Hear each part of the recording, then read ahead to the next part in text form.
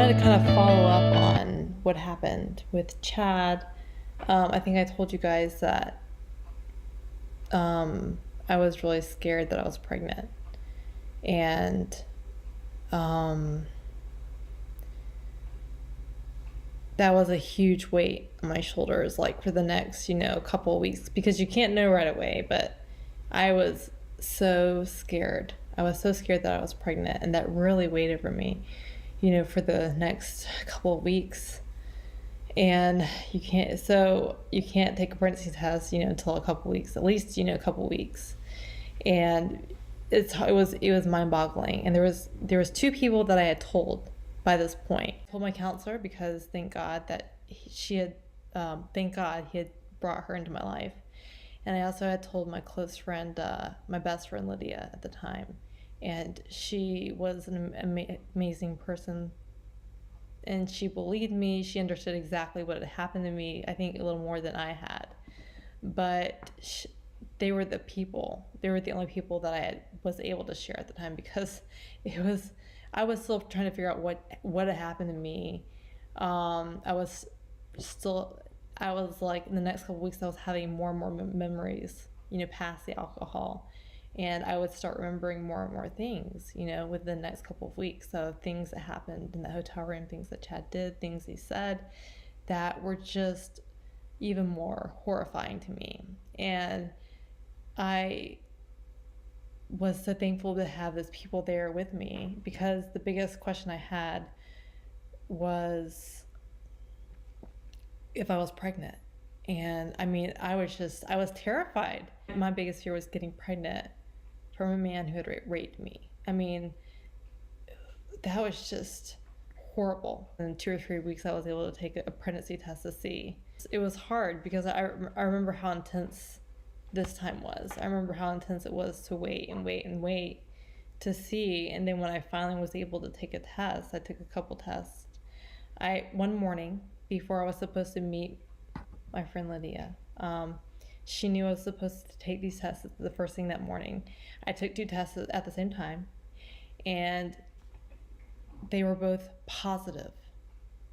They were two positive tests, and I was just done. I was just like, just somebody shoot me. Like, I don't want to be in this. I don't want to get a positive, pregnancy test, two positive pregnancy tests that say I'm pregnant. And I was pretty sure that God was trying to punish me. I called my best friend right away. Um, at that point, like we were just devastated. We didn't know what to do. And it was at that point she said, "Okay, you got to tell my mom about this." And once we told her mom what had happened, her mom got me to a pregnancy clinic right away, a pregnancy center, a Christian pregnancy center that she actually volunteered at. And she brought me there. The morning that I was there was like the longest morning of my life. Like, I was just done. I was like, what did I do to deserve this? What did I do? Someone please tell me. Because I was in hell. I was in hell. I don't want to carry around a rapist baby inside of me. Like, that's not what I want to do.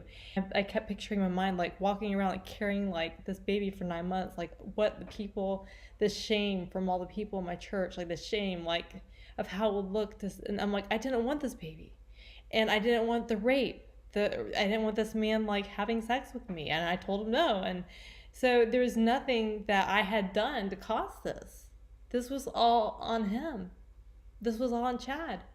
And he was a jerk, and he didn't listen, and he pushed. He pushed and pushed and pushed. And now, like, he had put me, as a man, he got to kind of move on with his life. And he had no idea. He had no idea what he had put me through as a woman. He had no idea, like, what I was going through the next couple of weeks after all this had happened, because he had kind of moved on and he had left. I just wanted to say that, to follow up with this was the time that the Lord used so strongly in my life. I'll never forget this morning, as long as I live, because when I, bless bless my best friend and bless her mom, because they were God's angels to me that day. and they brought me to where I needed to be. I talked to the pregnancy center, and I was a mess, and I needed someone to pick me up and take care of me and help me that day, and so they did that for me. Um, and when I was able to talk to, once I was able to talk to this one of the and there was a woman who was there, and she was a volunteer there too, but she, talked to women who came in pregnant all the time. So we had a little conversation, and I told her what I said. I was like, just 2 weeks ago, this guy, like, he pushes, he he made me have sex, and I didn't want to have sex. So here I am, I'm pregnant, and I didn't want this, and this is gonna screw my life up forever. And she was like, so I remember her like talking me through this, like, she really felt my pain. She felt my pain. She was just like, I remember her saying, what, you can give this baby up for adoption, And I remember her giving me these pamphlets about adoption, and I'm thinking, what world am I in right now? Like, I felt like it was like a nightmare, and I just wanted to wake up. I'm like, get me out of this. But what they always do when you go, they always like to confirm the pregnancy. She had me go into the bathroom and, like, do the pregnancy test. And then we waited a few months. I was back in the room with my friend and her mom, and trying to figure out what to do with this. Like, we're just trying to figure it out. And the lady walks back in. She's got a little bit of a smile on her face, and she says, "You know what? This pregnancy test is negative. Why don't you go back into the bathroom and take one more?" And I was just, and my head was just, um, like, when she said that, like, I felt like I was given another gift of life. That morning, I felt like God had taken, my life was just ripped from me. Like, my rights, everything my life was going to forever be a nightmare. And so when she told me that one test had been negative, she said, go back in there, let's do another test, and we'll make sure. And I don't remember praying. I was praying so hard. I was just praying, like, God, just somehow, like, just the little hope that I may not be pregnant after all. After all this, all the rape, the devastation that comes with that, and just how you feel, and the fact that you feel your rights that are being taken away, and the fact that man who did this to me, the jerk who was completely responsible for doing this to me, for making me pregnant, for giving me a positive pregnancy test, like, this was all him. This was on him. All of it. All of it was on him. And I'll never forget that morning, because it was God's miracle to me. Like, I went to the bathroom and took that pregnancy test, and I was praying. I'm like, God, Jesus, please, let me get another negative pregnancy test. And so he did. He gave me 2 negative tests.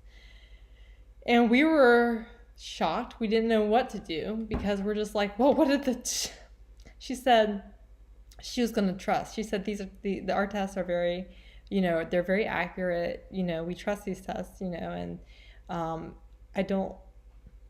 wouldn't say you're pregnant, So I was floored, because I was trying to figure out why I had 2 positive pregnancy tests that morning, just a few hours before. And then here I was in this clinic, and she's telling me not. So, that was only a God thing. Only God can do things like that. And only God can, like, I felt like that morning he gave me, like, a new chance. I felt like that morning when he gave me my life back to me. And I felt like he was asking me, okay, like, are you going to start taking me seriously? Like, are you going to start, like, trying to make better choices? That was such a powerful morning for me. To this day, every time I think about it, every time I write about it, every time I tell somebody that story, like, I cry because I went from feeling like God did not care all for me there must be something wrong with me because God's punishing me. You know, he can't stop punishing me. To understanding that he was there with me and he had something to show me and he needed to show it to me that way, because that was the way that he really got my attention. And he had to ask me, hey, are you going to start taking me seriously or not? Like, are you going to start following me?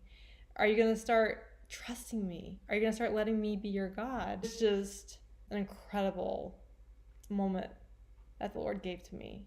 And I was so triumphant. I felt like my life had been given back to me. And I did not take that moment for granted. I did not take that moment. Like, I was like, okay, God, I'm going to take this seriously. And I'm going to celebrate my life to you. I'm giving my life to you because I don't want to ever do this again. I don't want to go through this again. I don't want to be raped again. I don't want to be. So I really started to, open up my heart to the Lord after that. And he used that weird way, one of the most devastating mornings of my life, to go from this complete dark and then a few hours to complete light. And only he could have done it that way.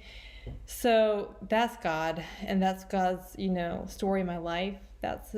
He's been able to heal me from the rape and to be able to talk about this rape. I feel like it's very important for me to share these stories because I heal. The more I talk about these stories, the more I share what happened to me, the more I heal. The more I get counseling, getting counseling has really helped me as well. I just really wanted to share these things that were on my heart. I feel like the Lord has just showed up for me in such incredible ways. And I don't deserve him. I don't deserve what he's done. I don't deserve that he saved me, multiple times in my life. But he just comes back for me, and he pursues me, and I believe that God makes big waves for his kids. I think that he makes big waves for me because he thinks I'm that great. I'm not great without him, but he thinks I am. I'm very aware of what he's done. I'm very aware of the Lord in my life, to be continually, depending on him because of my sexual abuse recovery, because of my Huntington's disease. Like, there are so many things that are just constantly, I have to depend on him daily, and I couldn't pull through this without him. He's pulled me through everything, and I give him the glory, for the happiness, for the joy in my life. And I need to let you guys go, but I hope this story helps somebody. I know I'm not the only person. I know there's millions of girls, who get raped, disrespected, who are ignored, who might, anyways, yeah. So I hope this helps. I really wanted to share more of my story because of the April awareness.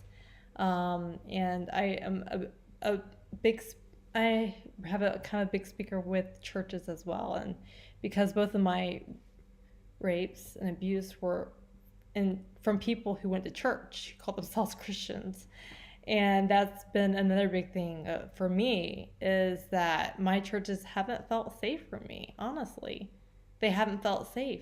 And nobody knew for many years that rape had ever happened to me, and I continued to go to church, and most people never knew.